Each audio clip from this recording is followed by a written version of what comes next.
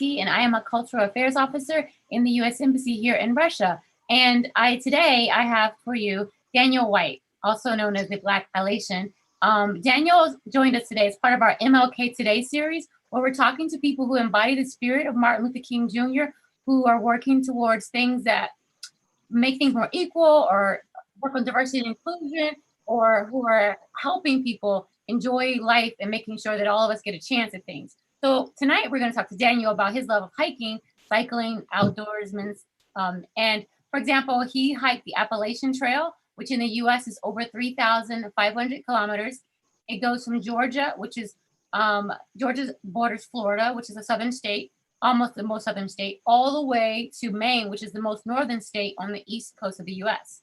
And then he also cycled the Underground Railroad path, which, as you may know, the Underground Railroad was a voyage. It was not necessarily under the ground. It was in swamps, it was in barns, it was in backyards. It was a trip that African-American slaves, Black slaves in America took from usually the southern states to the northern states, and sometimes all the way to Canada. So in this situation, Daniel bicycled from Alabama all the way to Maine, all the way to Canada, past Maine to Canada. And that was over 3,000 kilometers. So I'm so excited to talk to Daniel tonight. He's going to show us some of his pictures and talk to us. And then as soon as you have questions, just send them my way, and then we'll ask him our questions. So Daniel, please, the floor is yours. Thank you. First of all, thank you so much for having me. Definitely appreciate the opportunity to speak with you all. My name is Daniel White, most known as the Blackalachian. I got that name. One day I just randomly decided to hike the Appalachian Trail. No hiking experience, no camping experience. I had never spent the night out in the woods, anything. Just so happened I posted randomly one day on Facebook. I wonder what it'd be like to survive in the woods. I wonder if I can go do it. And my cousin, he suggested go hike the Appalachian Trail. I grew up about an hour away from the Appalachian Trail all my life. I didn't really know anything about it. And I started looking it up. And I guess like 3 to 4 months later, I was starting the Appalachian Trail. It was a totally different journey, just different way of lifestyle, of living than I had ever come accustomed to. Just being out there them first couple nights, trying to figure out what those noises was outside of my tent. I hadn't even slept in my tent until I started the Appalachian Trail. So just that learning curve of getting out there. And then also being a Black man, I didn't see any person that looked like me. So that was something to get used to. And being out in the woods in the middle of nowhere, having to figure out how I'm gonna get water, how to make it to my campsite, how to set up my tent properly, all these types of things on the fly, with no guidance. So everything that I could learn, I found out through like watching YouTube a couple months before I started on my journey, and just tried to figure everything out. I watched a lot of videos with my mom, trying to figure out how I was going to even make this journey. And just once I got out there, instantly I found a love for it. I was like, oh, wait a minute. I probably should have been doing this a long time ago. So just moving along with the trail, 6 months it took me to do that trail, 190 days, being out in the woods. I had to face a lot of my demons. I had to face a lot of things, but I was finding growth along the way. I was meeting all these different types of people. And then I YouTube my journey, so that made it a little bit interesting as well. I would have people chase me down in the woods. Hey, Blackalachian. And that's kind of scary a little bit if you just don't know who the person is and they running out just yelling your name in the middle of the woods. But it took some getting used to. So just being able to meet people from all walks of life. I got best friends now that's 65 years old that wear kilts that I would never met, just in my daily life. So the Appalachian Trail definitely changed my life. And ever since then, I wanted to find a journey that connected more. So that led me to the Underground Railroad Trail, just trying to find something that connected more to my heritage and my spirit, because I learned hiking the Appalachian Trail that a lot of people had been doing this and planning for this for years and years, all their life. Their parents might have hiked the Appalachian Trail before. Grandparents might have hiked it before them. And I didn't have that connection. I told you I only learned about the trail 3 months prior to getting on the trail. So I wanted to find something that connected a little bit more. So I found the Underground Railroad Bike Trail. Like she said, Jihan said, it was 2,000 miles here. You said over 3,000 kilometers there. I'm still trying to make that conversion. But yeah, so that took 49 days, a lot quicker than the hike of the Appalachian Trail. But it was a totally different type of journey. On the third day, I got hit. I got sideswiped by a car on the highway. That was a little bit interesting. And the guy, he picked me up. He stopped. He picked me up. He drove me into town. And all the police came rushing into town to check and see if I was okay. Thank you to the guys down there in Alabama. So that was a little bit different to get used to, switching from being in the woods and not have to worry about anything but bears and, snakes here and there, a little rattlesnake here and there you can avoid. But it's hard to avoid a car. So that was my third day, but I kept pushing. And it was just a really strong trip. I'll show some pictures from that. As being able to go down into an actual Underground Railroad stop where enslaved people hid on their way to freedom. And move along. I got a private tour of a church that's been standing since the 1800s that was there. And I got to tour that and see that and stop at Harriet Tubman's house at the end. A lot of you may know the Underground Railroad is synonymous with Harriet Tubman. She led, I don't even know the amount of slaves that she led to freedom up there. And she would go lead them to freedom, come back and do it again. So she was really a strong, phenomenal woman. So I got to stop at her home where she ended her days and, lived out her life and allowed free slaves to come live with her up in Albany, New York, I want to say, or Auburn, New York. So I got to stop there with my mother and we got a private tour of her home. So that was really powerful. So from there, I just kind of, I wanted to, kind of combine my journeys with the sense of history. So, okay, now I've touched on the American slavery part of the African, culture and stuff like that, but I wanted to go a little bit further. So I looked up next for my journey was, I went to Scotland. I got invited to Scotland. Never been across out of the country. So that was really cool. I was 33, 34 years old with a passport. So that was really cool to go spend 2 weeks hiking coast to coast across Scotland.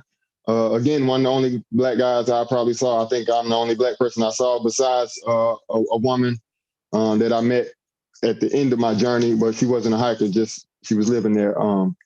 So just really cool to be able to go experience these places, but I'm also noticing that I'm kind of the only Black guy or one of the only Black guys out there. So I think it's important for me to, voice that and get people outside, because I get a lot of questions about going outside and people just don't know where to start because they don't see representation of themselves out there. So that's why it's important for me to do these journeys. But however, so I got to hike coast to coast across Scotland 2 weeks. And then a month later, I was back across the pond, as we say over here in America. And I was in Spain hiking the Camino de Santiago, which was, let's see, I got this one, 809 kilometers. So I hiked 809 kilometers. That's 535 miles roughly over here. And so that was really cool. That was like a month-long trip. It's like a pilgrimage hike. But I wanted to go over there because I also knew that African and Moorish Empire had came over there and they ruled over Spain for about 700-800 years. And so they left a lot of remnants. They built a lot of cities. They built mosques. They built a lot of infrastructure through Spain, especially through southern Spain, central Spain. But it's just been evidence found that I think they just found like a huge mass grave, and they're all the bodies were buried in Muslim fashion, so it's a lot more investigation to go on. That's up in Basque Country, the part that I hiked across northern Spain. So it's really beautiful hike. I was able to stumble across in this really small town, a Black Madonna. I never saw a Black Madonna in my life. It was really cool to see, and I was like, it's really old. And so it's like just being able to go and combine history, adventure, traveling.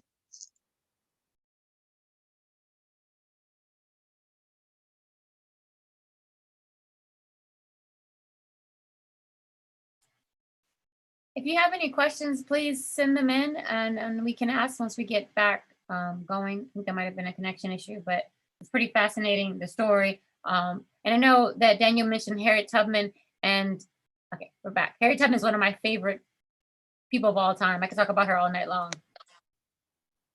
She got kicked off. Yep. Welcome back. That's okay. It happens. Okay.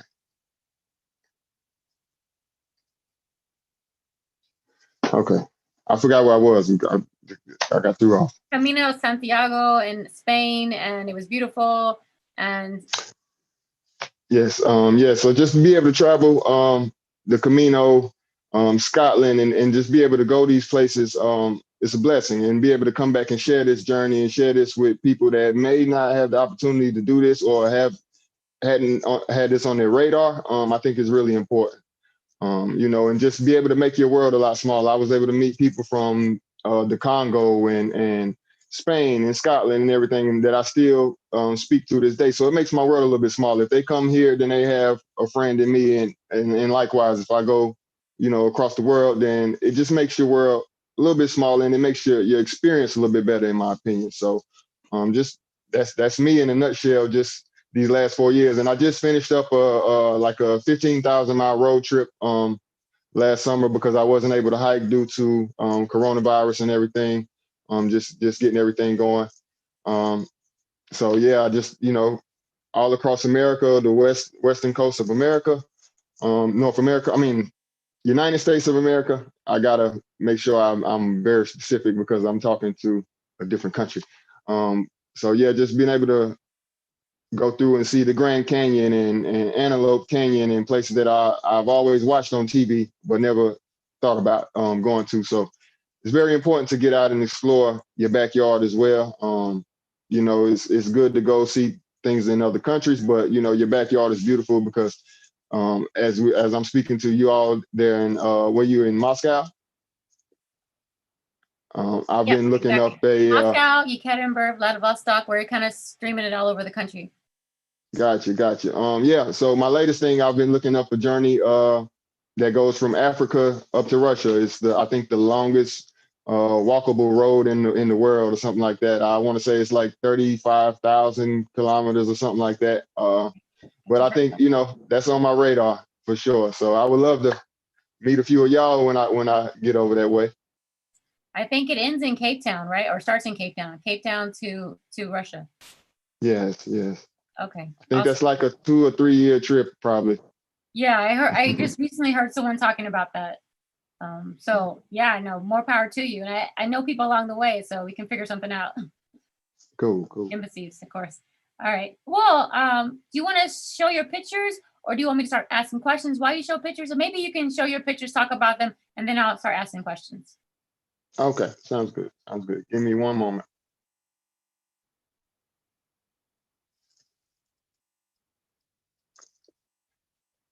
While we wait, we were talking about Harriet Tubman. She is awesome and amazing, and she took slaves. She rescued herself, and she took herself to the north, and then she came back and got more people, even including her parents. She brought them across. I was just talking to pause, but I'll pass it to Daniel. Okay, 1 second.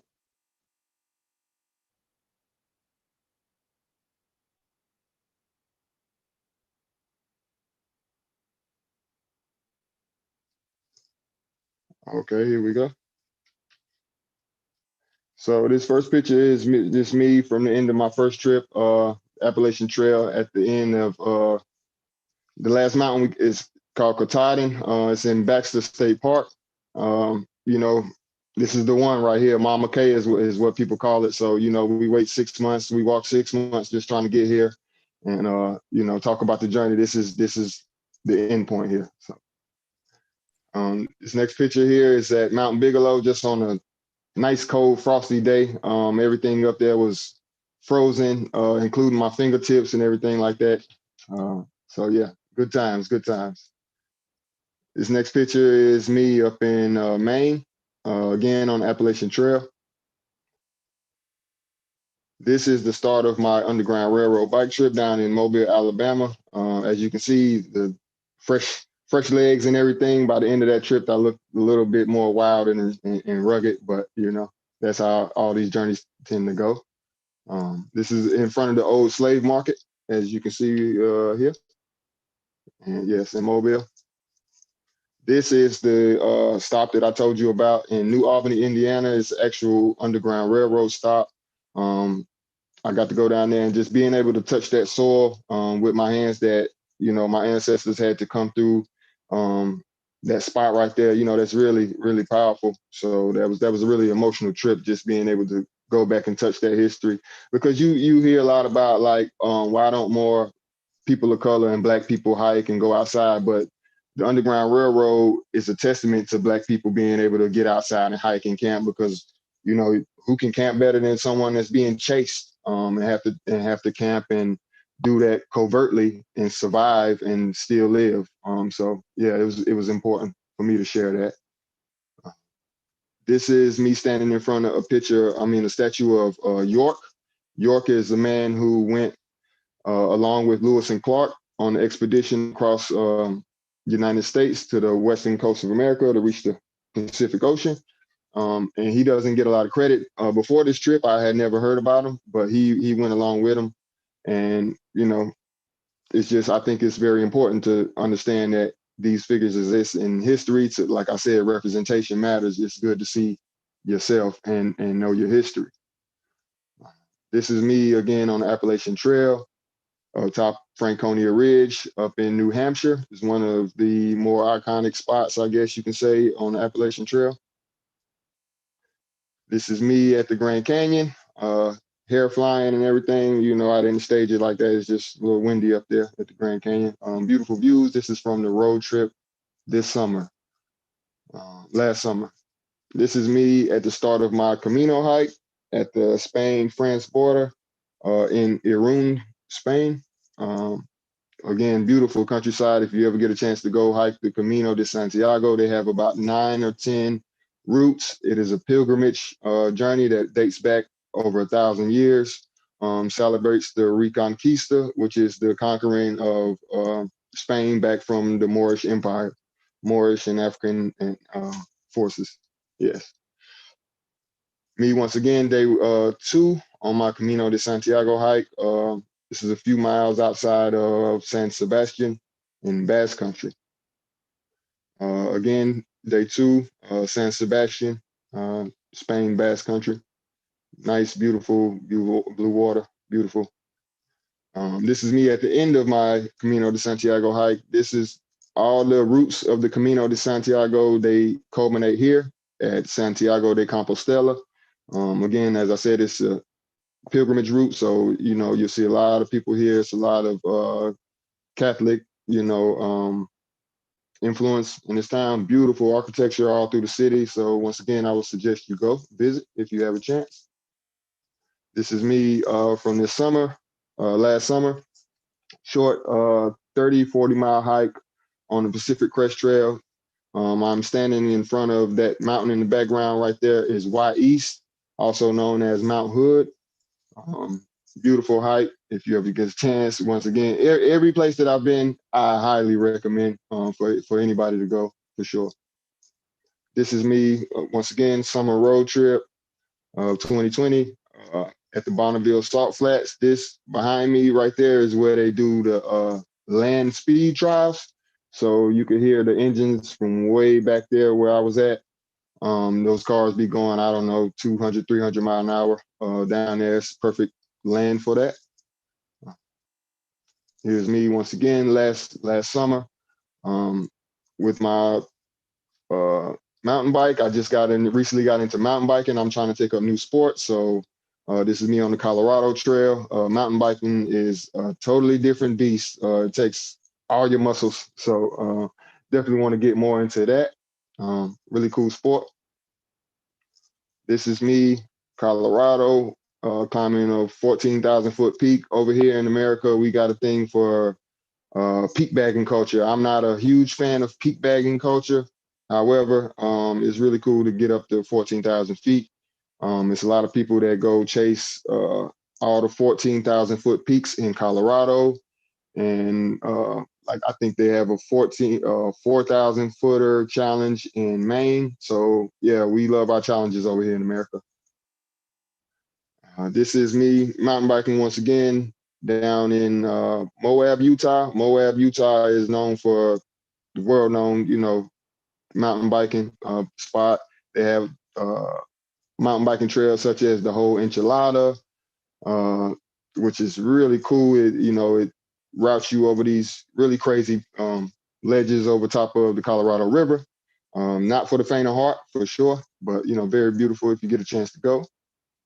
This is me once again. Recently got into a new sport, rock climbing. I actually may go out this week, do a little bit of rock climbing, just trying to get into new things. I plan on trying to climb El Capitan in a few years. I just got to work my skills up and put in the time and hours for sure. This is me, Utah, Jacob Hamlin Arch. Really beautiful spot, world renowned, one of those once again. And I think this is me at Antelope Canyon, Arizona, right outside of, I can't think of the name of it. Page, Arizona. It's an indigenous spot. Very, very beautiful. I would like to bring awareness that a lot of people, mark graffiti on these beautiful areas, and I would discourage that because we want to just preserve them for, future generations and stuff like that. And yeah, those are my pictures. If you have any questions about those, feel free to ask. I hope I wasn't too long-winded. No, that is amazing.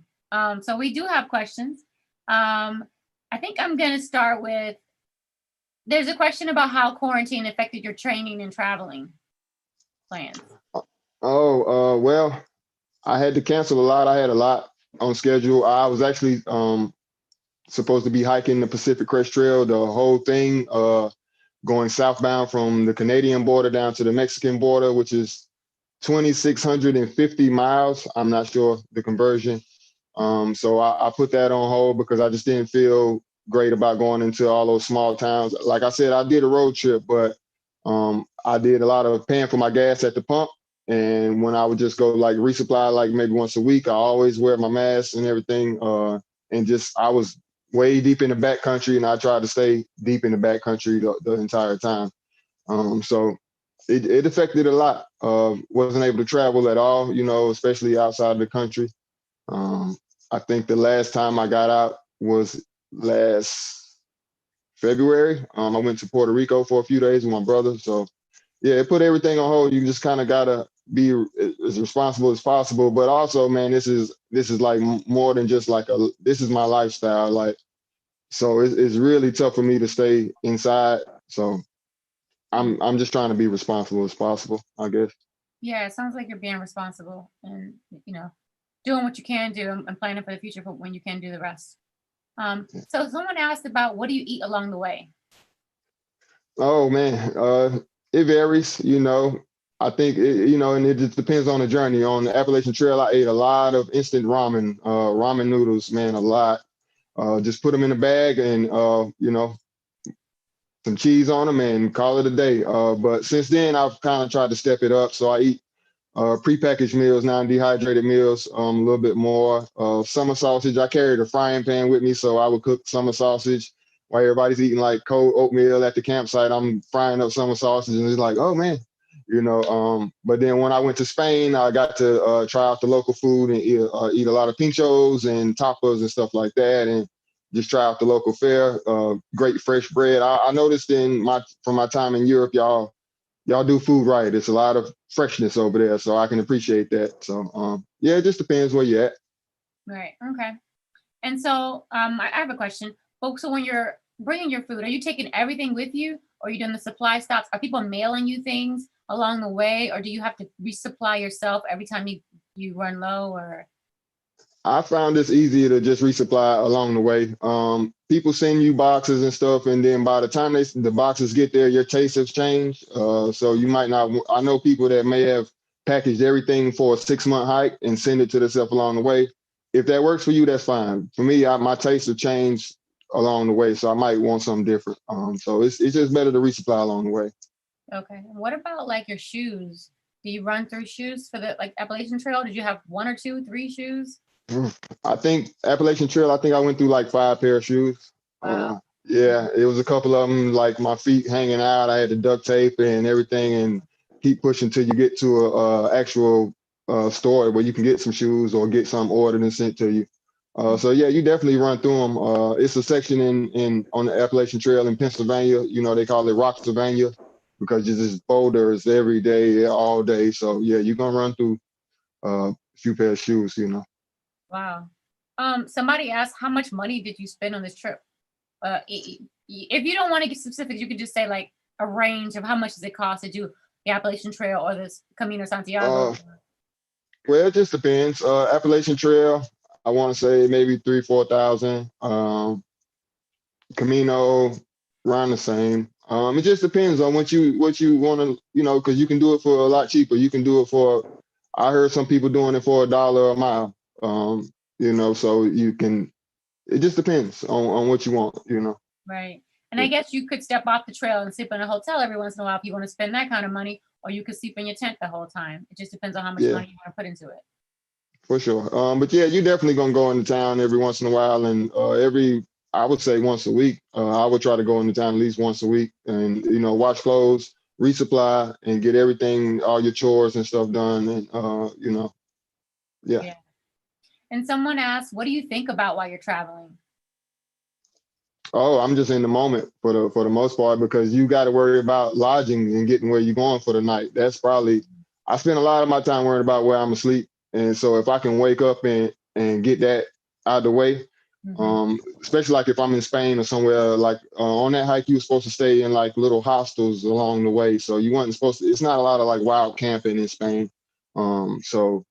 You know, you kind of got to make sure you get to where you're going. Now, if you're hiking on the Appalachian Trail, you just know all kind of got to make it these miles this day. So, you know, and then if you're not thinking about that, you know, you got every thought running through your head. You do a lot of soul searching. And you got a lot of growth, inner growth, just because you're just facing everything eventually. So, yeah, it's a journey. Right. And so I imagine you have to think, where am I going to sleep? If you're hiking, I want to hike this many miles or kilometers to get to this place, which is the best place to sleep. I don't want to, or before it starts raining or snowing, or I want to get covered this time. So you have a lot of strategy to work on. It's not just like, oh, la, la.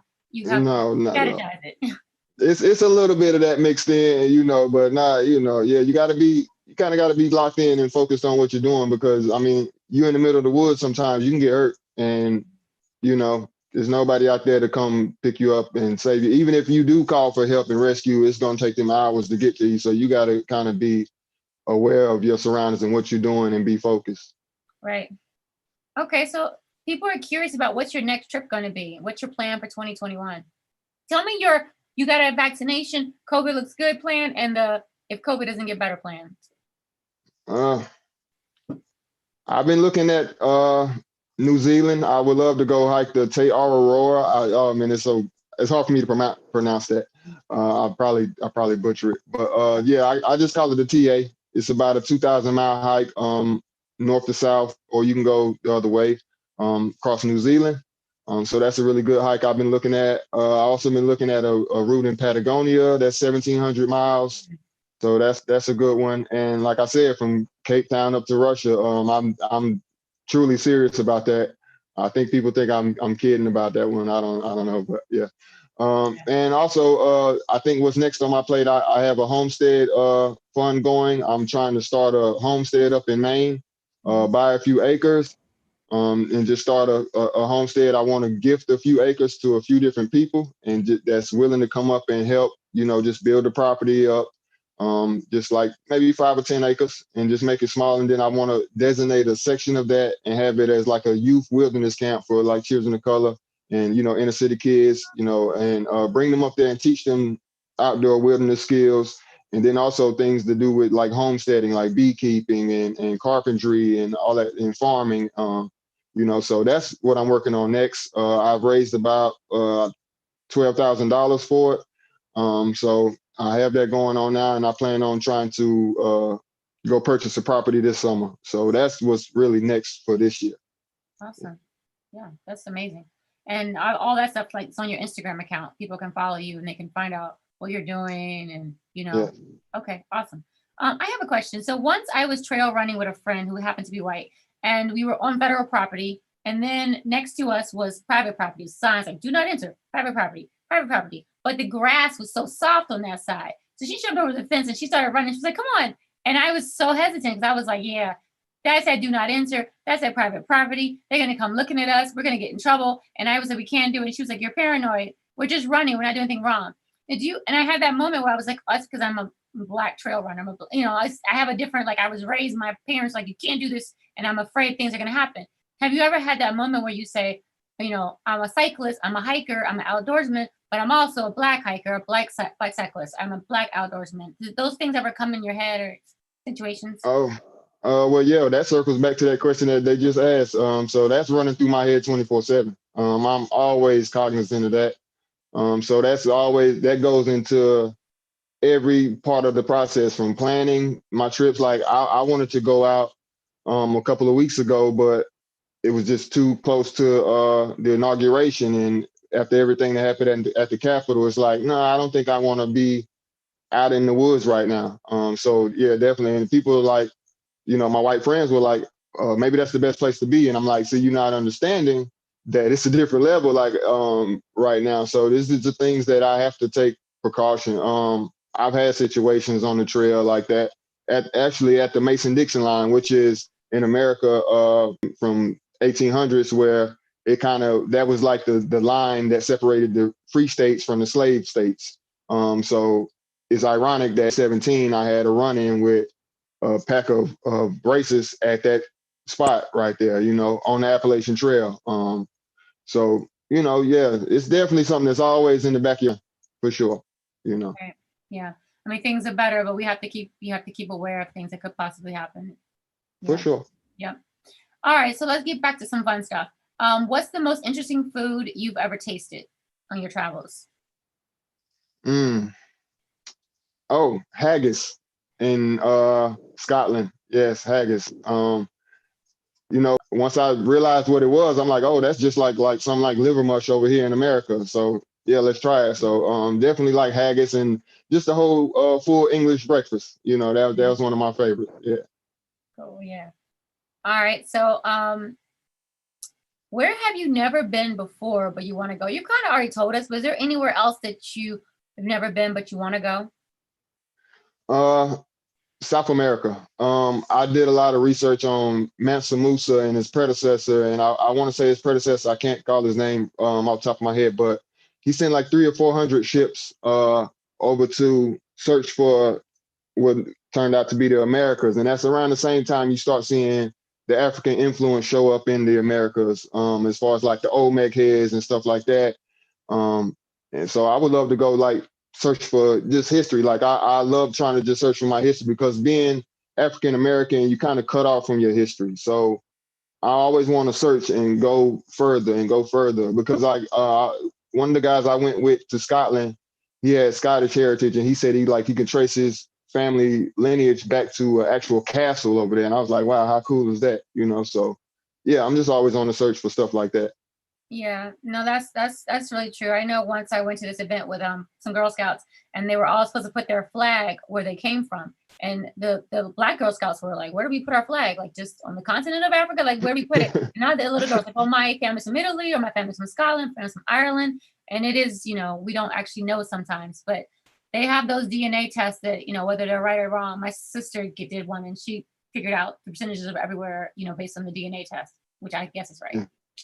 All right. Yeah. So We got a question about the dangerous moments on your trip. What's been the most dangerous moments? You know, you mentioned that pack of people at the Mason-Dixon line, but what are mountain lions or snakes? Yeah, just a lot of bears. I ran into maybe 30 or 40 bears. I can't imagine.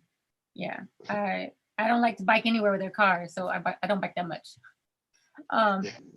So we have a question about, you kind of talked this a little bit, but someone wanted to know, have you had any trouble based on your appearance? Have you had any, you know, run-ins, anything that could happen that you might think? I mean, you kind of mentioned the Mason-Dixon line issue, but you know. No, I mean, it's just always like, it's just the little comments and stuff. Sometimes, you know, people take pictures of me sometimes, but it's like, then I kind of stand out too. I'm like 6'3", I got these wild dreads, I got gold teeth. So I know you're not used to seeing me out here. And well, I get it, you know, so I'm not really tripping. It's like, it's whatever, you know. Right. Yeah. And it's, you know, that's why you're there too. This people see everyone's out here. Everyone can hike. Everyone should be out here. And so at some point, there'll be lots of guys with dreads and gold fronts hiking the Appalachian Trail. Absolutely. And they won't even like blink an eye when they see that person coming. That's the hope. For sure. All right. And someone wants to know the main message of your trips. What's your main message? You have a message, I guess. Oh, love and light.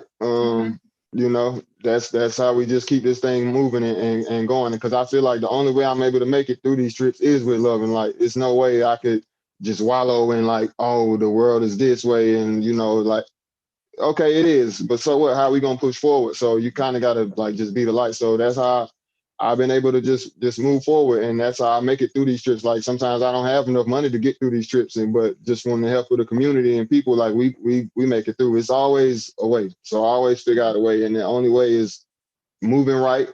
You know, I'm not taking nothing from the earth. I don't litter. I'm not trying to like tear plants down. I'm not ripping nothing out the ground when I go outside or nothing like that. So I think it's just that yin and yang. I think that, you know, so that's my message. Awesome. Yeah, that's a great message. Like, you know, we should all put that in everything, hiking or cycling or not, you know, loving life and, you know, respecting the earth and treating people well and just kind of learning and moving on. So I have another question. Well, I was going to say to everyone who doesn't know, like the Appalachian Trail, like I looked it up, over 3,000 people try to do it every year, but less than 20% actually finish it. You know, like Correct. It's a long, it's an amazing endeavor. It's just not like a straight hike. It's climbing and it's, you know, like you said, you had some areas of boulders and stuff. So did you ever have moments where you wanted to quit, where you thought, you know what, I'm gonna go home, I'm gonna finish this next year, or, you know, I'm not doing this right now? No, not really. Like it was, you got bad days, but it's like, nah, man, I went too far. And then once again, like people helped me out. They had sent me money and donated money. And I'm like, man, I took these people money. Like, we got to keep pushing. But also it wasn't, so it was just it was a combination of all that. And it's like, I done made it this far, why stop now? And I'm like, yeah, of course it's rained for 4 or 5 days straight. Yeah, it's miserable right now. But I know also as I keep going on, it's going to be like, because I've experienced so much beauty and so much growth. Like, no, it's no point to stop. So, quitting is not an option. Awesome. Yeah, that's a great moral for life. You know, like joy will come in the morning eventually. You know, it might rain a couple of days, but it's going to be sunny again. It can't rain every day. Absolutely. Right. Absolutely. And rain is good too. It gives it, you know, feeds the earth and stuff. For sure. Yeah. Okay. So I'm waiting to see if we get any more. Oh, another question. What's the best place you stayed in? Can you answer that? The best place, or maybe your top 3 places? You know, what's the best place you stayed in? Oh, I would say one of the top ones was my first night on the Camino. I hiked all day, and then one thing I figured out about Spain and Scotland, like y'all got way more sunlight than I do down here in North Carolina, you know. So I was like, oh wow, I just find myself walking into the night. So I walked about 10:30 at night and got into this town, Oreo, Spain, and walked up on this like 15th century church and ran into these 2 older guys. They were out there, they were staying out there. And I just kicked it with them all night. And it was just really cool. That was my like introduction to Spain, from 2 foreigners that were there. They were displaced. And, you know, they took me in like one of their own, and we kicked it, and we were able to communicate And that was really cool. So that I would want to say Utah. Utah surprised me just as a state overall. I never in my life thought about traveling to Utah, and it was one of the most beautiful places I've ever been. And number 3, Maine, the 100-mile wilderness, which is why I want to move to Maine now, because it's just untouched, untapped wilderness. It's closest thing in America that you're gonna get to wild besides, I guess, Alaska. So it's really beautiful, and there's not a lot of roads. So yeah, just that being that pristine, what you see on National Geographic type, stuff, wilderness. Yeah. That's awesome. Yeah. But Maine is a place I've thought about living one day too. So it's good to know that. It's just the cold, the winters. So Yeah. Tell me the time of year again when you started the Appalachian and when you finished it, like the trail. I started April 17th, 2017, and I finished October 20th. Yeah. Okay. Yeah. And then Pacific Crest, would you do it?